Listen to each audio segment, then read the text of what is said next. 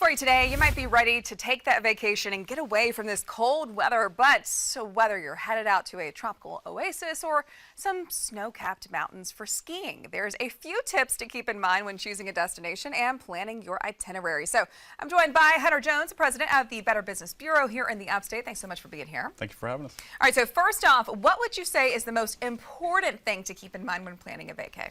When you're planning ahead, you want to plan ahead, get a game plan, and when you're searching, limit those generic searches. If you're searching cheap hotels, cheap stays, things like that, those are keywords that scammers really love to lock on to, and you're going to generate a lot of not so good content when you search for those things. So you want a good plan so that way when you're searching, you know exactly what you're looking for, and when you get that information, you want to check those reviews, check with places like the BBB, check for all that information, see what kind of feedback other consumers are saying, and then make your best judgment and use your best judgment and make your best decision based off the information you get.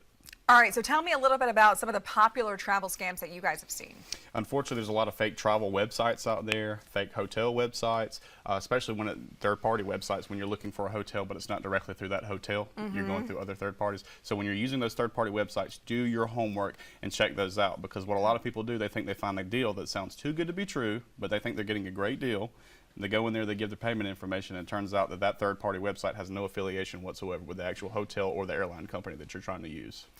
Now, you mentioned doing your homework in that aspect. Is there any other thing, maybe like a checklist, that people should be going through when it comes to, you know, planning a vacation? So when you're doing your homework, it's really comes down to checking for reviews, and remember that these reviews can be controlled on the company's website. So a company can control their own social media, they can control their own website.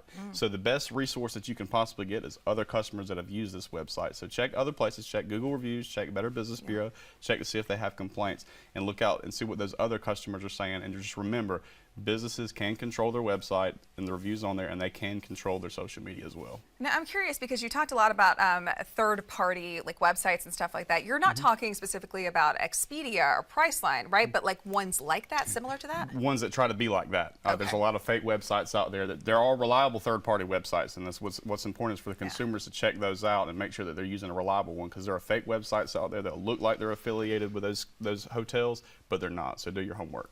Any other tips for keeping your personal information safe online? Well, one big thing that people do, they're going on vacation, for example, for the holidays. They post all over social media that they're leaving, they're going to see their family, they're going out of state. Well, guess what? You just let the entire world know that you're not home. That's the biggest mistake that people make. So when you're leaving and you're going on vacation, it's best to wait to save those posts until after you get back home. And also when you're traveling, share your itinerary with wherever you're going. Let someone know where you're going so they know where you're at as well. My mom makes me do that all the time, even at 33 years old. Yep, exactly. All right, Hunter, thank you so much for being here with us. Thank you for having me. And of course, we're going to have all of those tips for everybody to look over again, linked on foxcarolina.com. Ashley?